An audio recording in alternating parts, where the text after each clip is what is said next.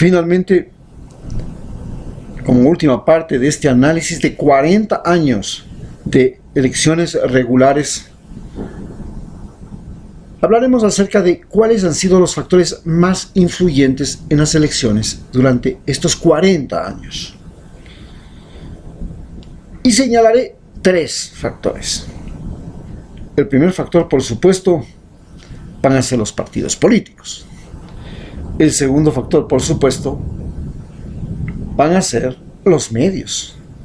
Y el tercer factor, por supuesto, van a ser los militares. Los 3 han jugado este juego que le llamamos democracia, que no es en nada democracia, porque demos es pueblo, kratos poder. Nosotros lo que hemos tenido es política, lo contrario a la democracia. Política es el poder de un grupo que llega al poder. Es la capacidad de maniobra de un grupo, eso es política. También le llaman política a la capacidad de mediación. Pero la capacidad de mediación está determinada por la fuerza de ese grupo, no por la fuerza de la masa. Política se diferencia de democracia en que la democracia es cuando a cada individuo se le da el derecho a elegir por sí mismo, no solamente al presidente, al vicepresidente, a los asambleístas y al gobierno de turno. Se le da también la capacidad de elegir por sí mismo en todo. ¿Con quién me caso? ¿Qué ropa uso? ¿Qué deporte me practico? ¿En qué barrio vivo? ¿A dónde me voy? ¿En qué país voy a estar? ¿Con qué amigos me junto? ¿Qué vicio voy a adquirir? ¿Qué voy a educar? ¿Para qué voy a aprender? ¿Para qué voy a ser bueno? ¿Para qué voy a estudiar? Todo eso se llama democracia. Cuando le dan al individuo la capacidad de decidir por sí mismo en todo. Es decir, cuando deja de ser ciudadano y pasa a ser persona. Porque la política, que es el poder de las ciudades, pretende convertir a campesinos, a pescadores, a migrantes en ciudadanos. ¿Y qué es ciudadano? El individuo que vive en una ciudad, pues. Pero, ¿en qué ciudad? Bueno, en cualquiera. Sí, pero la que pone la ley es la ciudad más grande, la ciudad más fuerte, la que tiene más poder. La capital, el puerto, Nueva York, Los Ángeles, Tokio, Sydney, Londres. Ellos son los que deciden la identidad del ciudadano. ¿Usted es ciudadano? Cuando usted cumple con los deberes y derechos que le impone el gobierno de turno en ese país. No ese país. El gobierno de turno en ese país. Por ejemplo, con Rafael Correa los niños tenían derecho al desayuno escolar. Con Lenín Moreno ya no tienen derecho al desayuno escolar, pero siguen siendo ciudadanos. Solo que en el caso eran ciudadanos del gobierno de Rafael Correa y en otro caso son ciudadanos de Lenín Moreno. Esa es la diferencia entre ser ciudadano y ser persona. Persona es otra cosa. Es un ser humano que puede decidir por sí mismo en todo. No era posible antes del siglo XXI, porque se decía que los seres humanos no eran tan inteligentes y no tenían suficiente información como para decidir, por ejemplo, cuáles eran las medidas económicas, cuáles eran las mejores leyes, cuál era el mejor individuo, el más capaz, cuál era el cirujano que tiene que operar en ese hospital, cuál es el piloto que tiene que conducir el avión. No. Eso no tienen capacidad de decidir ellos. Y en base a eso, usted no tenía derecho a decidir en nada. Porque le daban decidiendo. Mañana usted tiene que pagar más impuestos. ¿Quién decidió? El asambleísta, el congresista. Mañana usted tiene que ir a la guerra. ¿Quién decidió? El presidente. Acaba de pelearse ahí entre Ecuador y Perú. Ah, ¿tengo que ir a la guerra? Sí, señor, tiene que ir a la guerra. Eso era la diferencia entre ser persona y ser ciudadano. Ser persona es el individuo que dice, sí, me voy a la guerra porque quiero, o porque me pagan, o porque soy patriota.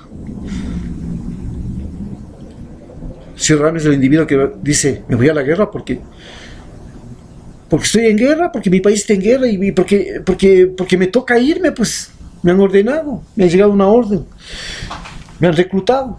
Eso es ciudadano, es reclutado. El otro es persona. En base a eso, y con este análisis, entonces podemos identificar claramente que los partidos políticos que tienen dos elementos fundamentales, el dirigente y el financista. ¿Cuál ha sido el objetivo fundamental de los partidos políticos en Ecuador? Ha sido el enriquecimiento rápido y la repartición del poder. Es decir,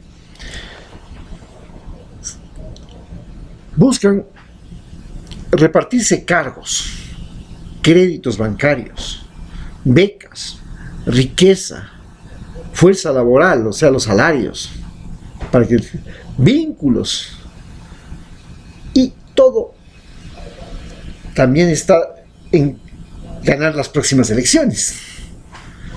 Ese es el fin de un partido político. Y ese ha sido el fin de nuestros partidos políticos.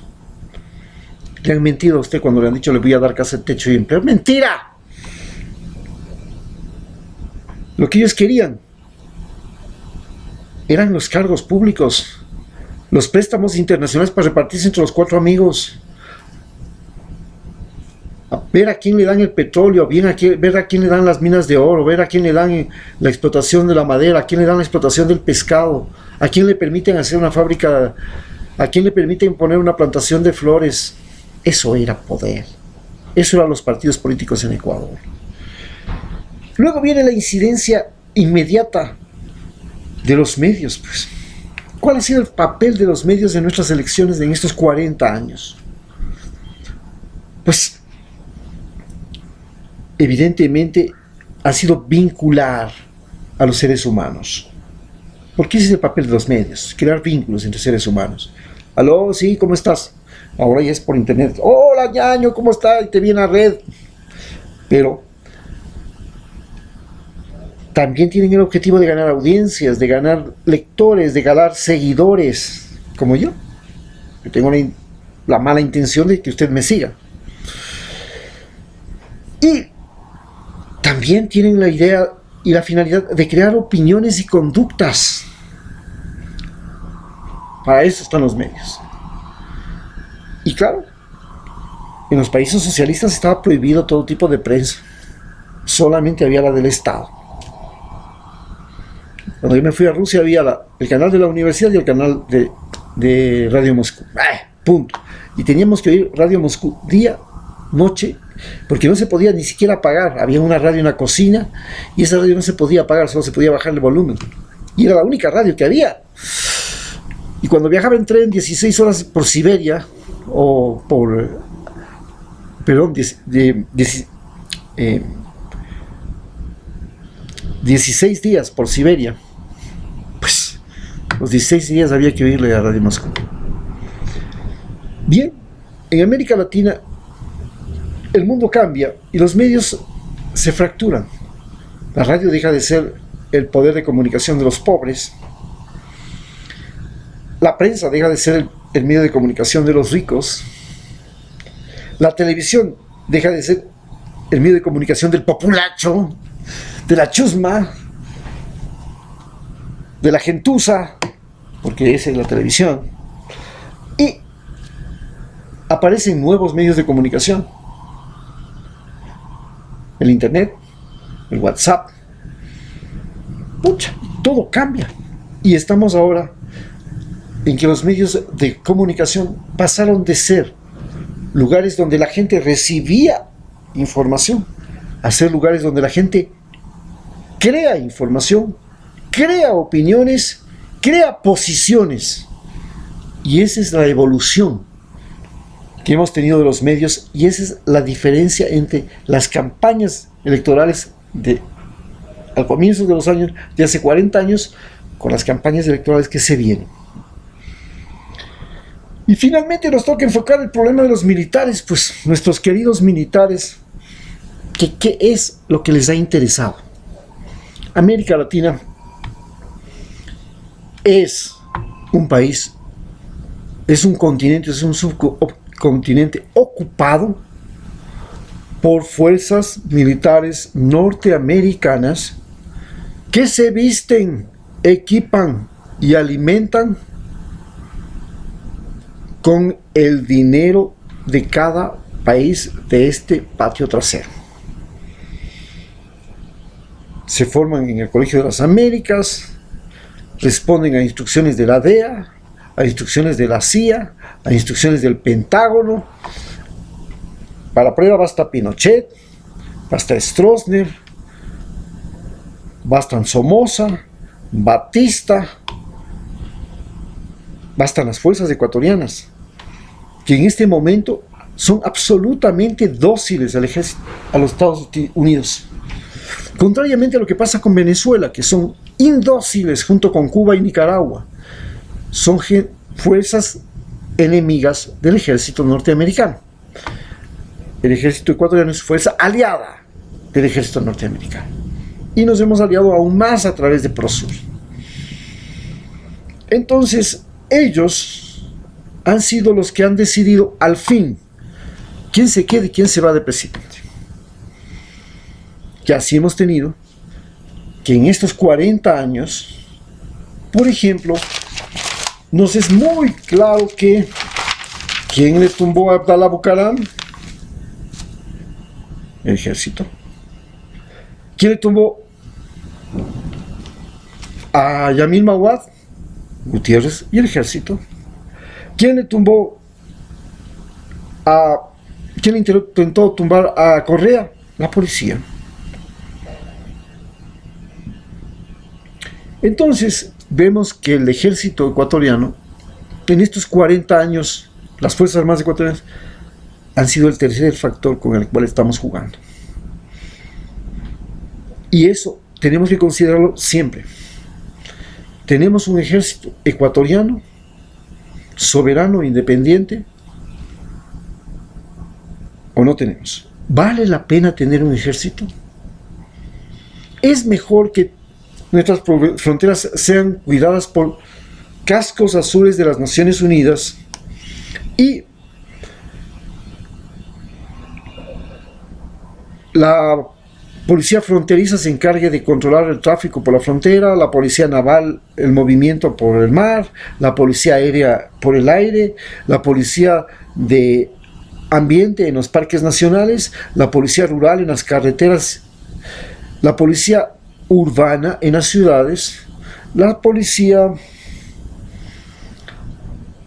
cibernética en la lucha contra los ataques cibernéticos, la policía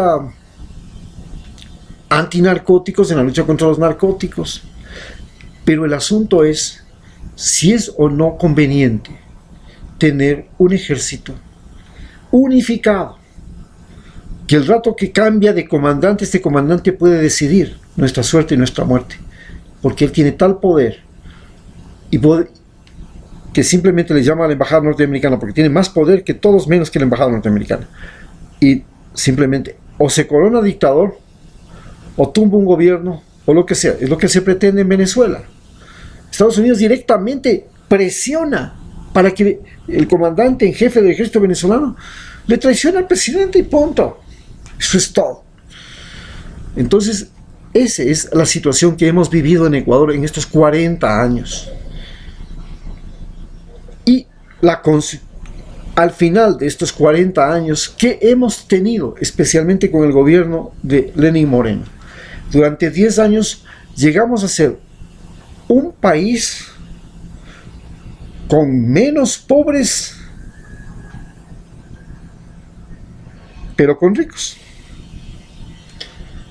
Y ahora hemos vuelto a ser un país de pobres con pocos ricos, de muchos pobres con pocos ricos. Y eso es lo que queremos cambiar. Muchas gracias.